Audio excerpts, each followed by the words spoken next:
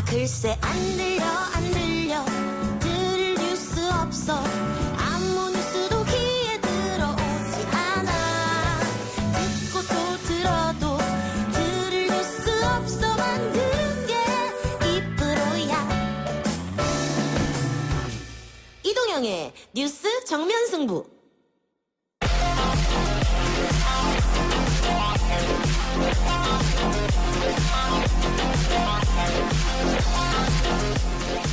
YTN 라디오 이동영의 뉴스 정면 승부 3부 시작합니다. 매주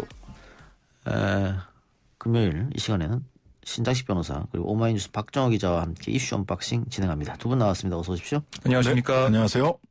신 변호사님 딸은 어떻게 수능 잘 봤답니까? 뭐 그런 거는 묻지 말라고 해서 제대로 묻지 못했습니다. 당일에 뭐 응원해 주셨어요? 수능 당일에? 응원을 하러 갈 수도 없고. 그렇네요. 예. 집에서. 그리고 끝나고 나면 보통 뭐 수능이나 예전 학력고사 세대인데 저는 학력고사 끝나고 나면 그날 밤에 어디가 뭐 거리에 청년들이 흘러넘쳤다. 넘치죠. 뭐 예. 무슨 그래서 사건 사고가 있었다. 하나도 없지 않습니까? 다들 이제 그 실기 내지는 면접 뭐 논술 이런 것 때문에요. 그게 더 이제 또 코로나 위험이 더 있거든요. 확진자 못 보잖아요, 시험. 예, 아예 못 보게 돼 있고 이러니까 다들 조용히 집에서 자가 격리에 가까운 그렇죠. 철통 방역을 하고 네. 있습니다. 뭐 수능 시험은 확진이 됐더라도 별도의 장소에 시험을 보지만 이 면접이나 그런 건 그럴 수 없는 거잖아요. 예, 그렇죠. 그래서 면접이 동영상 업로드하는 방식으로 많이 바뀌기도 했고요. 예. 예. 근데 이제 논술이나 실기가 있잖아. 예체능 예. 같은 경우는요. 예. 이런 분들은 굉장히 조심해야 됩니다. 거의 자가격리 수준이에요, 진짜. 아직 끝나지 않았다. 예. 자, 오늘 2시에 부분 개각 발표가 있었습니다. 네, 그렇습니다. 문재인 대통령은 국토부 장관의 변창흠 한국도시주택공사 LH 사장 그리고 행정안전부 장관의 전해철 민주당 의원 보건복지부 장관의 권덕철 한국보건산업진흥원 원장 또 여성가족부 장관의 정영희 한국여성재단 이사를 각각 내정을 했는데요. 이 내부처의 장관 교체를 하겠다는 거고요. 좀 더 말씀드리면 김현미 장관 후임이죠. 변창흠 후보자는 지금 서울주택도시공사 SH 사장도 했고 국가균형발전위원 LH 사장 등을 지내면서 이런 주택 공급에 대해서 좀 많이 권위를 가지고 있다라는 평가를 받고 있고 진영 장관의 후임으로 내정된 전해철 후보자는 삼선 의원이죠.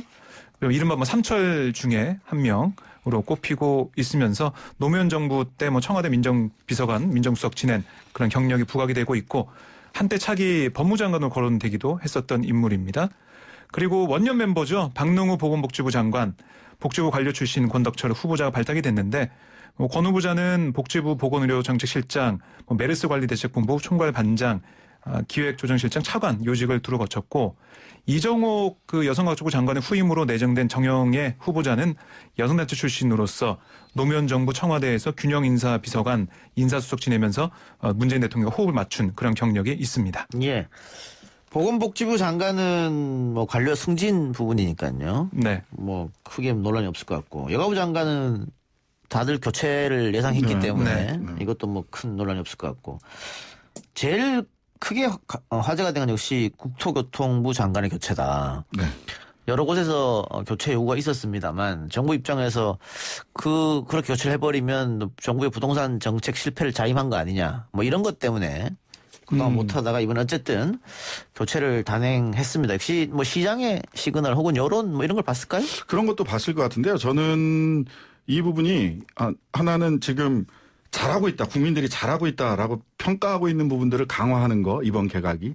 하나는 또 마이너스 요인을 극복하기 위한 거. 그다음에 마지막까지 대통령께서 공무원과 그다음에 권력기관 개혁에 관해서 그립을 딱 유지하겠다라는 의지가 지금 읽히는데요. 하나는 플러스 요인 강화라는 거는 사실 조금 이따도 얘기를 나눈 시간이 있겠습니다만은 부동산이 제일 마이너스 요인이에요. 사실 출렁 갈등 이거보다도 이번 주에 쭉 나왔던 걸 보면 부정적인 요인, 대통령의 그 국정수행 평가의 부정적인 요인이 부동산 부분이었는데 부동산 부분을 변창흠 사장으로 임명을 한 건 LH 사장을 임명을 한 거는 저는 이거는 공공 부분에서 공급하겠다라고 하는 의지를 보여주는 메시지라고 봅니다. 그냥 공급을 시장에 맡기는 것이 아니라 SH 사장, LH 사장, 그다음에 이분이 뭐 사회주택 뭐 이런 데 굉장히 전문성을 가지신 분이거든요. 그래서 공공 사이드에서 공공 부분에서 주택 공급하겠다라고 하는 의지를 보여주는 거고 그다음에 플러스 요인 강화하는 부분들은 정은경, 권덕철 전문가 투탑 체제로 이 코로나 극복하겠다라고 하는 의지 보여주는 거고요. 전해철 행안부 장관 같은 경우는 공무원들 다잡기 부분도 있고요. 검경 수사권 조정 등 권력기관 개혁에서 이제 경찰 파트가 좀 남아 있거든요. 그래서 권력기관 개혁 그다음에 이런 남은 과제를 해결을 하겠다 끝까지 이런 의지들을 보여준 게 아닌가 이렇게 평가가 됩니다. 예, 예, 알겠습니다. 더불어민주당 이낙연 대표실의 부실장이 숨진 채 발견됐다는 소식 이것도 정리해 주시죠.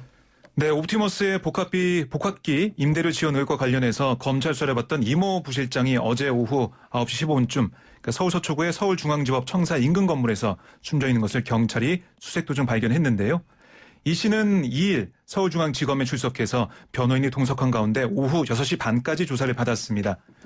그런데 저녁 식사 이후에 조사를 재개할 예정이었지만 종적을 감췄고요. 이 씨는 숨지기 전에 가족에게 미안하다라는 말을 한 것으로 알려지고 있습니다.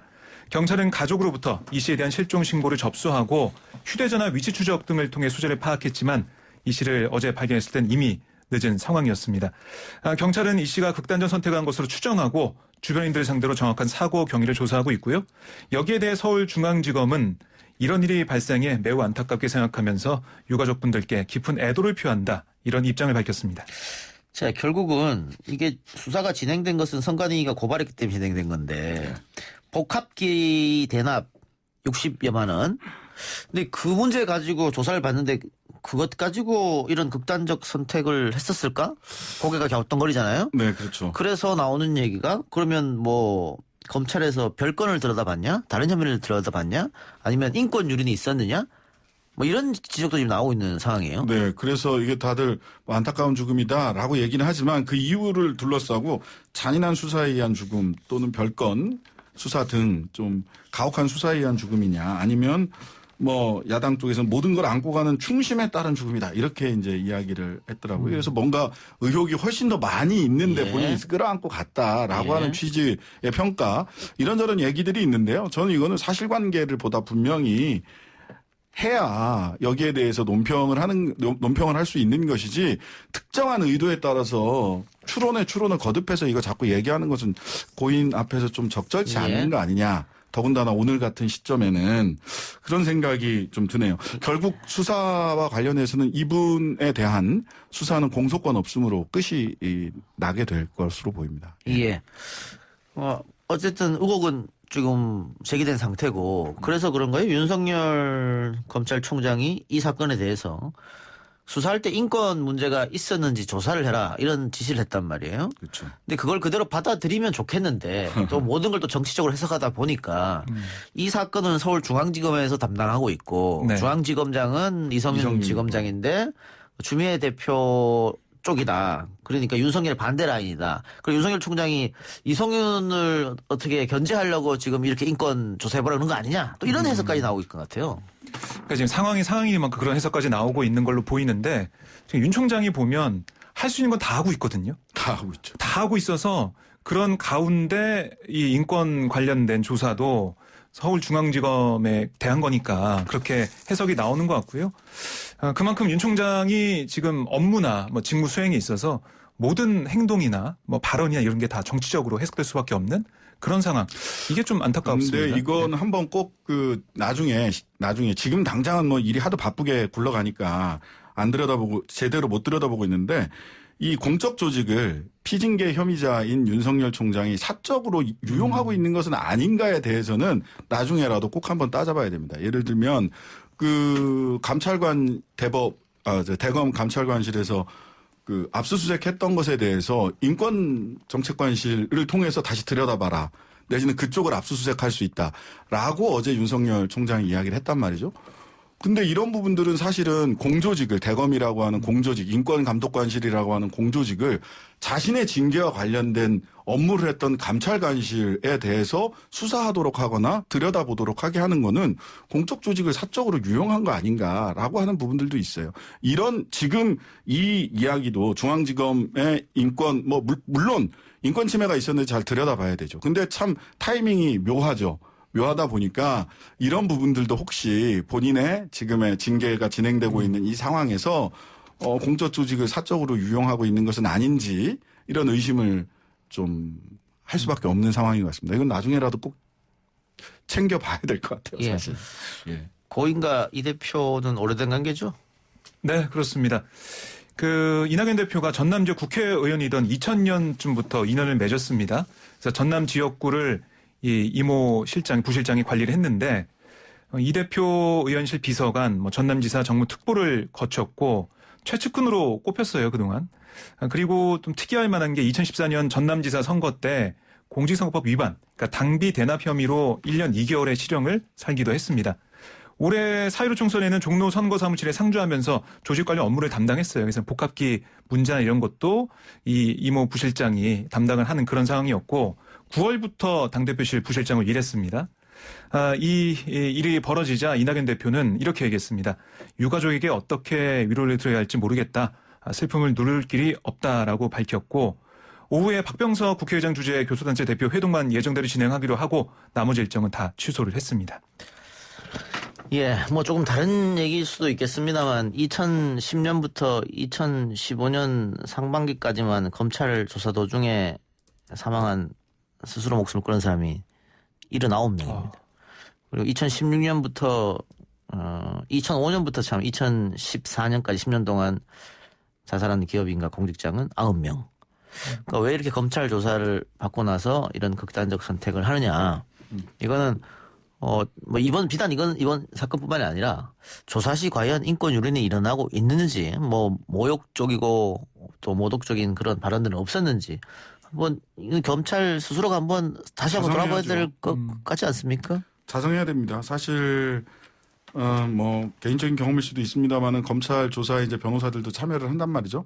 참여를 하면 이런저런 순조롭게 잘 가는 경우도 있지만 어느 순간에 시국 사건이나 또는 노동 사건이나 이런 걸 하다가 보면 어느 순간에 이제 법리적인 그 의견이 틀려서 검사랑 이렇게 이런저런 얘기를 하다가 서로 목소리가 높아질 때도 있어요. 근데 그럴 때 이제 검사가 한마디 딱 하죠. 변호사님, 이게 피의자한테 유리한다고 생각하세요? 이렇게 얘기를 하면 그냥 아무 말도 못하는 아무 말도 못하는 거죠. 네. 굉장히 참 변호사로서도 굉장히 자괴감을 느끼거든요. 근데 실제로 잔인한 어떤 추궁이나 또는 가족들에 대한 압박이나 이런 거 다 하게 되면 굉장히 힘듭니다. 굉장히 힘들어요, 사실. 예. 당해본 사람들은. 예. 알겠습니다. 스스로 자성해야 되는데. 예.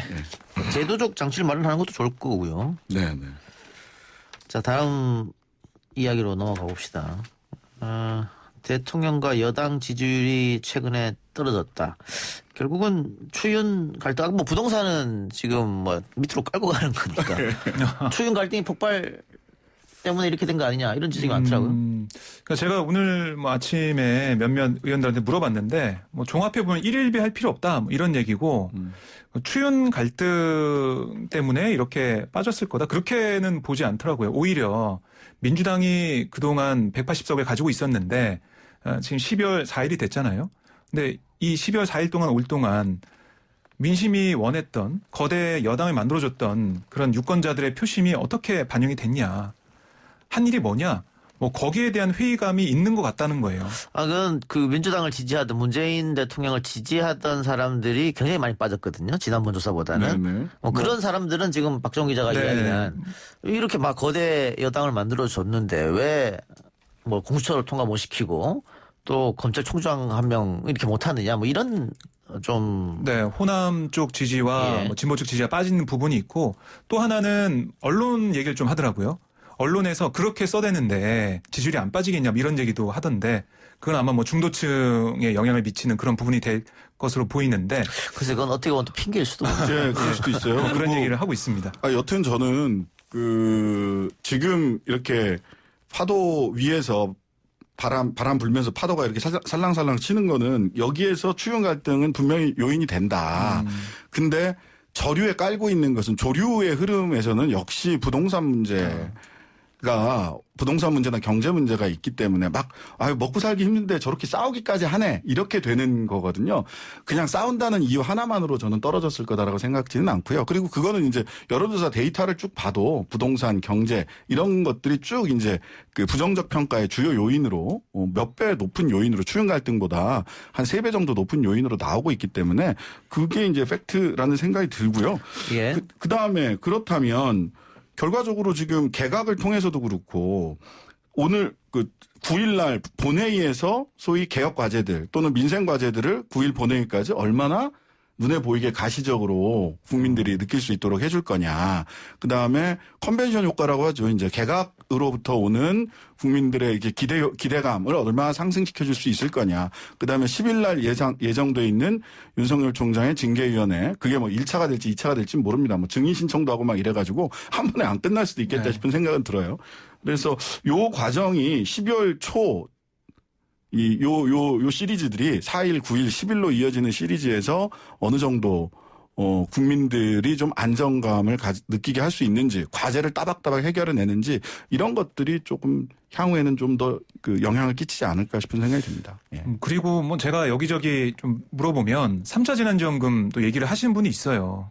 그러니까 이게 예상했던 것보다 너무 뭐 어떻게 보면 2차 재난지원금 때가 똑같아 돼가지고 효과가 없는데 왜 그걸 또 하냐 왜 이런 얘기도 해가지고 글쎄 뭐 그것도 저는 뭐 지지층 입장에서는 조금 빠지는 영향이 되지 않았을까. 예. 근데 민주당과 청와대도 뭐 여론이 빠져서 고민이 있겠습니다만 지금 야당도 그렇죠. 윤석열 총장의 지지율이 계속 오르는데 저러면 저럴수록 그 야당 후보는 점점 가라앉는단 말이죠. 그러니까 고민이 있을 거예요. 안 보이죠. 머리 위에 맷돌을 이고 있는 느낌일 겁니다. 이제 머리에만 있던 맷돌이 어깨까지 짓누르나 이런 생각이 들 정도로 답답할 거고 이번에 여론조사도 이렇게 보시면 민주당 쪽에서 여당 쪽에서 일부 빠져서 절대 국민의힘으로 안 가요. 안 가고 전부 다 유보층이 좀 늘어나서 이제 저수지에 고여 있거든요. 그래서 이 저수지에 고여 있는 그 유보층들을 국민의힘 입장에서도 땡겨올 수 있는 매력적인 정치적 리더나 새로운 변화, 그 비호감도를 상쇄시킬 수 있는 좀 새로운 모습 보여주지 않으면 남 좋은 일만 시키고 있는 꼴이 될 수도 있어요, 사실. 그러니까 쭉 여론조사나 지금의 흐름을 보면 국민의힘이라는 그 이름으로 과연 대선까지 갈 수 있겠느냐. 그런 회의감이 들거든요. 그 비호감을 어떻게 빼려고 해도 안 되잖아, 이름 바꿔도. 그러니까 결국에는 사람의 문제인데 만약에 윤석열 총장이 정치한다고 나온다고 한다면 그래서 뭐 이른바 당을 만들려고 한다면 어떻게 될 것이냐. 저는 그게 엄청난 힘을 발휘해가지고 국민의힘에서 나와서 윤 총장한테 결합한 사람이 있을 거라고 생각이 되거든요. 그럼 국민의힘은 쪼그라들게 되는 거고 야당의 역할이나 지위를 잃게 될 텐데 거기까지 안 가기 위해서 뭐 정치 안 할 거라고 밝혀라 이런 국민의힘 의원들의 주문도 있고 한데 윤 총장은 가만히 있죠. 그러니까 국민의힘 입장에서는 이걸 타개할 만한 뭔가 뾰족한 수가 안 보인다는 게 제일 답답한 부분일 것 같아요. 예. 하나 더 해볼까요? 자, 민주당이 법사위 법안 소위를 열고 공수처법 개정 절차 작업에 들어갔는데 결국은 7일로 미뤄진 것 같아요. 오늘 안 되고. 야당이 반대했다고 하는데 뭐 야당이 반대한 것도 있지만 민주당 입장에서는 박병석 국회의장이 잘 한번 원내대표들 오늘 아침에 그 당 대표들 간에 회담을 하면서 원내대표들하고 잘 상의할 수 있도록 해달라라고 했기 때문에 이거는 이제 박병석 의장에 대한 민주당의 예우 차원이 아닐까 하는 생각이 드네요. 예. 또 이제 명분을 축적할 시간도 더 필요하다라고 판단을 한 것 같고요. 결국은 7일 날도 뭐 야당은 응하지 않을 테니까. 그러면 7일 날 법사위 소위 강행. 네. 8일 날 8일. 법사위 전체 회의 강행. 9일 날 국회 본회의 의결. 그 야당의 저항이 만만치 않을 텐데요. 빡빡합니다. 네. 근데 남아있는 수가 그거밖에 없어요, 지금은. 뭐 날짜도 그거밖에 안 되기 때문에. 뭐 물론 뭐 임시국회를 바로 소집하는 방법도 있기는 합니다만. 네. 예. 근데 이제 이번 본회의 때 뭔가 가시적으로 민주당으로서는 제도 개혁의 성과를 보여줘야 된다라고 하는 생각은 하고 있을 것 같습니다. 그럼 국민의힘 쪽에서도 지금 민주당의 의지가 워낙 강하기 때문에 9일날 처리한다는 그냥 냅뒀다가는 정말 공수처장이 야당이 반대하는 사람이 올라갈 수도 있잖아요. 사실 지금보다 제도적으로는 힘이 더 빠지는 예. 거죠. 지금이 그러면은 야 이왕 그렇게 되니까 신뢰를 좀 챙기자. 예. 그래서 극적으로 어떻게 합의? 국민의힘의 지금 스탠스로 봐서는 사실은 국민의힘 입장에서는 그게 낫거든요. 예. 그래서 명분도 챙기고 실리도 챙기는 게 예. 나은데 지금의 정치적 스탠스로 봐서는 그냥 뭐 지금 이번에 여론조사 결과나 이런 걸 보고 이제 총체적으로 이제 기회가 왔다, 때가 왔다 이런 식의 좀 인식을 하고 있는 것 같아서 이것도 사실 민주당이 야 이거가 열심히 개혁 입법 늦어져서 그런 거야 라고 하는 것도 사실 어찌 보면 조금 한 발짝 떨어져서 봐야 되는데 예. 국민의힘도 마찬가지인 것 예. 같아요. 물 들어왔다 노져라. 예. 글쎄 물이 제대로 들어온 것처럼 안 보이거든요. 다 그 유보층으로 가 있지 국민의힘에 대한 비호감도 아직 안 빠졌어요. 양쪽 다 좀 지금의 상황을 좀 냉정하게 볼 필요가 있는 것 같습니다. 예. 그러니까 국민의힘이 한 번 비슷한 걸 겪었잖아요. 상임위 그 18개에서 7개 가져가라는데 법사위 안 주면 하나도 안 하겠다. 결국은 손해는 국민의힘만 봤거든요. 나중에는. 네. 예. 그러니까 또 그러면 비슷한 것을 할 것이냐. 아까 변호사님께서 뭐 실리 명분 얘기해 줬는데 이걸 만일 9일날 단독으로 민주당이 통과시키면 실리 명분 다 있어야 되는데. 다 근데 있습니다. 그때도 보면 중진 의원들은 사실 받으려고 싶어 했어요. 했죠. 받으려고 했는데 초선 의원들, 재선 의원들이 반대를 많이 했거든요. 김종인 비대위원장도 반대하고. 근데 오늘 이 법사위 법안 심사 소위 열릴 때 그 앞에 무슨 일이 있었냐면 초선 의원 10명이 와서 피켓팅을 했습니다. 예, 뭐라고요? 뭐라고 했냐면 피켓을 들었는데 친문 돌격대 반대, 뭐 악법, 공수처법, 윤석열 찍어내기법 이런 피켓을 들고 구호를 외쳤어요. 이 뭐냐면 여전히 초선 의원들은 이거 절대 안 돼. 이렇게 얘기하면서 협조해 줄 수 없다는 얘기를 하고 있거든요. 그러니까 제가 볼 때는 중진 의원들 중에서는 실리 챙기자는 생각을 하는 사람이 있을 겁니다. 예. 분명히 있는데 또 지난번 상임위원장 때와 마찬가지로 초선 의원들의 반대와 뭐 이런 얘기를 통해서 당의 문턱을 못 넘고 결국엔 공수처법이 민주당의 개정안은 통과되지 않을까 그런 생각을 했습니다. 지난번 조영 원내대표가 상임위 협상 가안을 들고 가서 결국은 이렇게 백 빠지면은 예. 방금 박 기자 얘기처럼 초선이 반대한 네, 건데 네, 네. 그래서 이번에도 그렇게 똑같은 일이 벌어진다면 이게 정치라는 게 논쟁, 토론, 협상 뭐 그렇기 때문에 종합 매술이라고 불리는 거 아니겠습니까? 그렇죠. 그런데 글쎄 모르겠네. 앞으로 이게 어떻게 될지 모르겠습니다만은 국민의힘 쪽에 그렇게 좋은 쪽만으로 흘러가지는 않을 것 같다. 그러니까 국민의힘 의원들이 지금 뭐 장애 투쟁을 할 수도 없는 노릇이고. 그럼요. 이 코로나 시국에. 네. 여러 가지 좀 지도부가 좀 빡빡할 것 같습니다. 알겠습니다. 지켜보죠. 뭐 9일 네, 시간 네. 얼마 안 남았으니까. 두 분 오늘 말씀 고맙습니다. 네, 고맙습니다. 감사합니다. 다음 주 월요일 들어옵니다.